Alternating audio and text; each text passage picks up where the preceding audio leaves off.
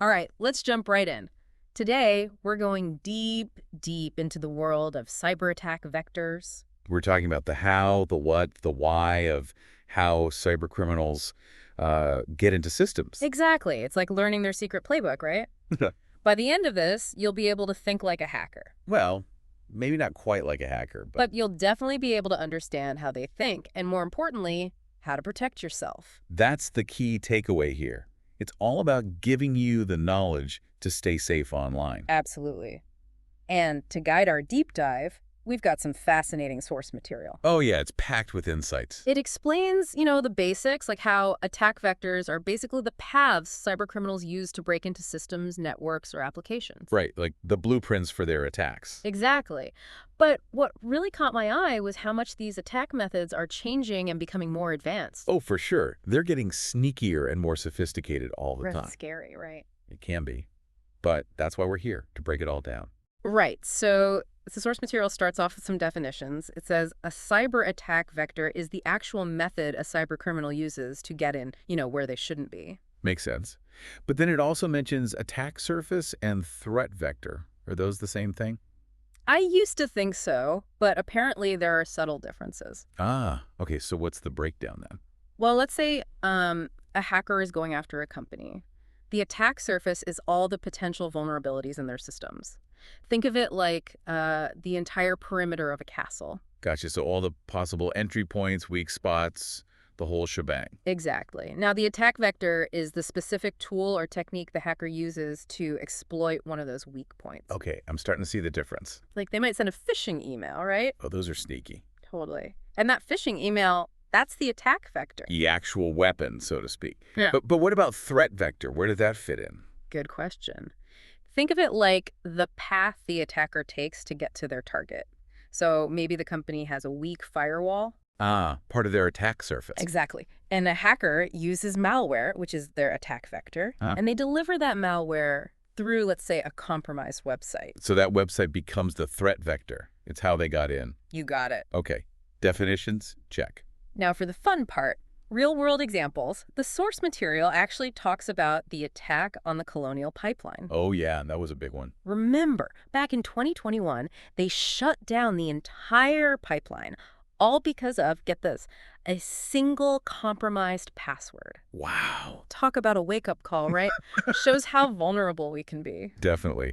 And I bet they used some sneaky social engineering to get that password. Probably. Like tricking an employee, maybe through a fake website or something. It's scary how good they are at manipulating people. It's not just about tech skills anymore, it's about psychology, too. 100%. Makes it way harder to defend against. All right, so we've got our definitions, and we've seen how serious this stuff can be. What's next? Let's get into the nitty-gritty of how attackers exploit these vulnerabilities. Our source breaks it down into two main categories: technical exploits and human weaknesses. Makes sense. Two different angles for the bad guys to work with. So the technical exploits are all about finding those weak spots in software, hardware, the technical stuff. Yeah, like finding that one loose brick in the castle wall. Exactly. And I guess this is where things like zero-day exploits and malware come in. You got it. Those are the high-tech attacks that often make the headlines. So it's like something straight out of a movie. Sometimes it feels that way, but honestly, they can target anyone, not just big companies or governments. Really? I thought this stuff was mostly aimed at those big players. Nope, anyone can be a target. Like, imagine a hacker finds a vulnerability in a popular app. Oh, right. We all use those. Exactly. They can use that to get into someone's computer, just like that. Okay, so being aware of these technical exploits is crucial for everyone. But what about the human weaknesses category? What falls under that? Ah, that's where they play on our human nature. Our tendency to trust or be helpful, maybe? Exactly. Think social engineering, tricking people into doing things that compromise their security. Like those phishing emails we talked about? Yep, those are a classic example. They might prey on your fear, make you think your bank account's been hacked. Or offer you something too good to be true, like a free cruise or something. Right. And you click without thinking, and boom, you've downloaded malware. So basically, they use psychology to get around our tech defenses. It's like a Jedi mind trick, but for evil. And our source material says that these social engineering tactics are becoming way more sophisticated. Oh yeah, it's getting harder and harder to spot them. So it's not just about having the best antivirus software or firewalls, it's about being aware of our own vulnerabilities, too. Absolutely. Cybersecurity is a human game just as much as it is technological. I'm starting to realize that this is way more complex than I thought. Oh, there are layers upon layers to this. It's like a chess game. You got to be thinking several moves ahead. So we've talked about how attackers exploit vulnerabilities, both the technical and the human side. What's next? Do we get into specific types of attack vectors? Exactly. But before we do that, maybe you could paint a picture for our listeners. How do these attacks actually happen? Okay, well, first of all, forget the Hollywood image of the lone hacker in a dark room, typing code like crazy. Right. That's not quite reality, is it? Nope. Some attacks are super targeted, like someone's been watching you, gathering information. Oh, wow. Others are more opportunistic, just scanning for easy targets. So like leaving your front door unlocked? Pretty much. And then there are the automated attacks, where malicious code just spreads like a virus. So it's a mix of human planning and automated processes. Exactly. But the goal is always the same: unauthorized access. And once they're in? Game over. They can steal data, disrupt systems, even take control of everything. Okay, now I'm really starting to get the picture. We've got different types of attacks, different ways they're carried out. Sounds like we're ready to dive into the specifics. You bet. Let's start with. All right, so we've got a good understanding now of what cyber attack vectors are, some real-world examples, and the ways those attackers exploit vulnerabilities. It's a little unnerving, honestly, to think about all the ways things can go wrong, right? It can be. It's a lot to take in, for sure. But I feel like our source material does a good job of emphasizing that we're not completely helpless. We can fight back. Exactly. And that's what we're going to focus on now, all the strategies we can use to protect ourselves and our systems. So it's not all doom and gloom. Nope, definitely not. It's all about knowledge and being proactive. That's where it starts, according to our source. Proactive, got it. So not just waiting around for something bad to happen, but taking steps now to prevent it from happening in the first place? Exactly. That means educating yourself, knowing what to look out for. So it's not just about having, like, the most expensive antivirus software out there. Software is important, no doubt. Yeah. But it's only one piece of the puzzle. The human element. You got it. Training, awareness, that's huge. Everyone in a company needs to be on the same page, Right. from the CEO all the way down to, like, the interns. Makes sense. So everyone knows how to spot a phishing email, avoid those dodgy links. Exactly. It's about building a culture of security, everyone playing their part. Okay, so that's for companies. But what about regular people like me? What can we do at home to protect ourselves? Well, there's one thing that makes a huge difference: multi-factor authentication. Have you heard of that? Yeah, I've heard of it, but full disclosure, I haven't set it up everywhere. I get it. It can seem like a hassle, an extra step. Yeah, exactly. But honestly, it's worth it. Think of it like this. You wouldn't leave your front door unlocked, right? Yeah. Especially with a sign that says, "Free stuff inside." Okay, that's a good analogy. Multi-factor authentication, it's like adding an extra lock to your online accounts. Even if someone gets your password, they still can't get in. Okay, you've convinced me I'm setting that up tonight. What else can we do? Another big one is keeping your software up to date. All those updates, those patches they release, those are important. Because they fix vulnerabilities. Exactly. It's like patching up holes in your defenses before the attackers can find them. Okay, patching, got it. There's also something called continuous monitoring, right? That's mentioned in our source material as a key strategy. What exactly does that mean? Continuous monitoring. Yeah, imagine you have a security guard, constantly patrolling your property. Keeping an eye out for anything suspicious. Exactly. That's what continuous monitoring does in the digital world. It's like having software that's constantly scanning for threats. So it's not just reacting after something bad happens, but proactively looking for trouble. You got it. It can help you detect and respond to threats in real time. Sounds pretty high tech. Is that something individuals can do, or is that just for big companies? Well, there are enterprise-level solutions for sure, Uh-huh. but there are definitely things individuals can do too. Okay, give me some examples. For example, you can set up alerts for your bank accounts and credit cards, if there's any suspicious activity. Or you can get security software that constantly monitors your computer for malware. Right, that makes sense. So it's another layer of protection. But what about those like super advanced attacks, the ones that target, specific vulnerabilities, zero-day exploits and all that? Is there any defense against that kind of stuff? Those are definitely the tougher ones to deal with for sure.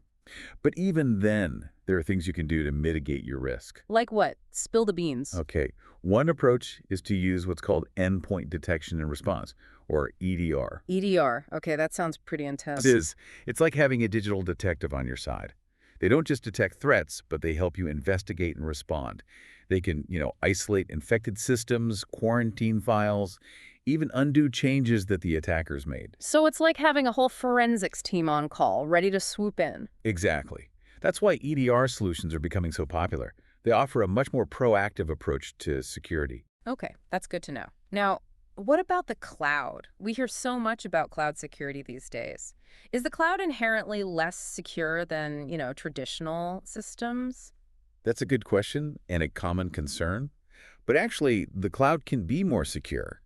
Really? Yeah, but it requires a different way of thinking about security. Because when you move your data to the cloud, you're basically trusting your cloud provider to keep it safe. So it's all about choosing the right provider. Absolutely. You got to do your research, make sure they have a solid track record when it comes to security, and then you need to make sure you configure your settings properly. So it's not just like, oh, I'm moving everything to the cloud, problem solved. Nope. You still got to be proactive. Okay, proactive is definitely the theme here. But cloud security seems like a whole other beast. Where do you even start? Well, encryption is a good starting point. Encryption, right. Basically, it makes your data unreadable to anyone who doesn't have the key. Like a secret code. Exactly. And lots of cloud providers offer encryption services. But doesn't encryption, slow things down? I've heard that. That used to be a bigger concern, but encryption tech has gotten much better. The performance impact is usually pretty minimal these days. Okay, good to know. So we've talked about training, multi-factor authentication, patching, continuous monitoring, and cloud security. It's a lot to take in. It is. Yeah, But it all boils down to a layered approach to security. right. Multiple layers of defense. And it's not a one-time thing, is it? Nope. It's an ongoing process. Mm-hmm. The threat landscape is constantly changing, so you got to stay up to date and be ready to adapt. It's like a never-ending arms race. But at least we have some weapons in our arsenal now, right? That's the spirit. Speaking of resources, are there any specific places our listeners can go for more info? Like websites, organizations, anything like that? Oh, yeah, tons. You got the National Institute of Standards and Technology, or NIST. They've got a ton of resources on cybersecurity best practices. Then there's the SANS Institute. They offer all kinds of training and certifications. And for individuals, the Federal Trade Commission's website has a lot of helpful tips. Okay, perfect. I'll make sure to include links to all those in the show notes. Before we wrap up this part, there's one more thing I wanted to touch on. Security audits. What are those all about? Security audits. They're like getting a checkup for your digital health. Like going to the doctor. Exactly. You get a vulnerability scan, maybe a penetration test, to find any weak spots in your systems. So a vulnerability scan is like a general checkup, and a penetration test is more like a specialist coming in. You could say that. The penetration test, that's where they actually try to break into your systems to see if they can find any vulnerabilities. So it's like hiring a burglar to test your security system? Pretty much. That way, you can find and fix those vulnerabilities before the real bad guys find them. Okay, so audits are like preventative medicine. That makes sense. Now, what about those attacks that are designed to, specifically bypass traditional security measures? The tricky ones. That's where you need to get more proactive and think outside the box. Give me an example. Well, there's something called behavioral analytics. It's all about understanding normal behavior in your systems. So if something unusual happens, something out of the ordinary. A red flag. Exactly. It could be a sign of an attack. So it's like noticing that someone's lurking around your house, even though they shouldn't be. Yeah, that's a good way to think about it. And then there are red team, blue team exercises. Red team, blue team, huh? Sounds kind of military. It's kind of like a war game. You have a red team, they're the attackers, and a blue team, they're the defenders. They simulate a cyber attack to see how well the defenses hold up. So you can find any weaknesses in your strategy. Exactly. Both teams learn from the experience, and everyone gets better at their jobs. Sounds intense. Yeah.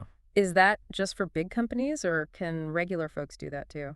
Well, big companies often have dedicated teams for this, but smaller businesses, even individuals, can get in on the action too. Really?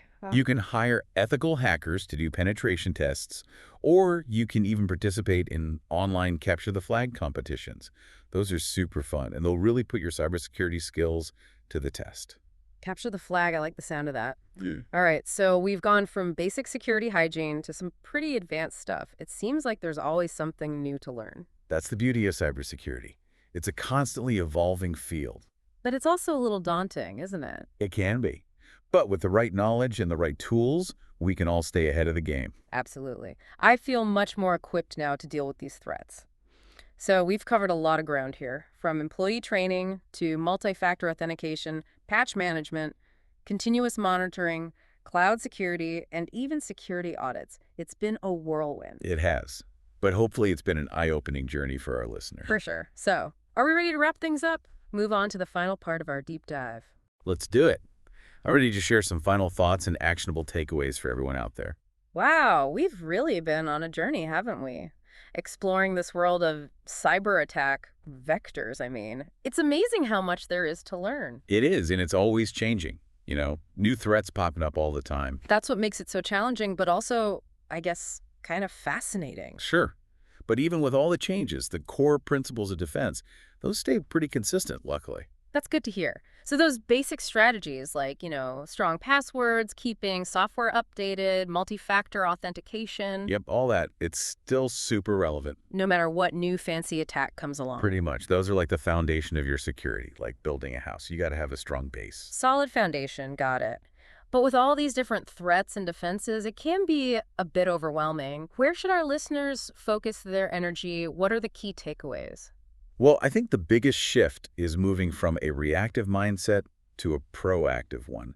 Don't wait till something bad happens, right? Right. But that's easier said than done, isn't it? Sure, it takes a bit of effort, but it's worth it. Just start with the basics. Strong passwords. Enable that multi-factor authentication whenever you can. Keep your software up to date. Be careful about those phishing emails, those tempting links, and back up your important data. Backups, yes. Can't forget those. But what about those really big attacks, the ransomware, the data breaches? How do we protect ourselves from that kind of stuff? One of the best things you can do is minimize your attack surface. Attack surface, right? We talked about that. So it's basically reducing the number of weak points the attackers could potentially exploit. Like battening down the hatches, making your digital fortress as strong as possible. Exactly. Disable services you're not using, be careful who has access to sensitive data, and use firewalls. Firewalls, another layer of protection. But then there's the human element, right? Like, social engineering can bypass even the strongest tech defenses. How do we deal with that? That's where education and awareness are key. Yeah. Learn about how social engineering works, how to spot those red flags. Red flags, got it. Be suspicious of anything unsolicited, Yeah. Emails, phone calls, text messages asking for personal info, things that seem too good to be true.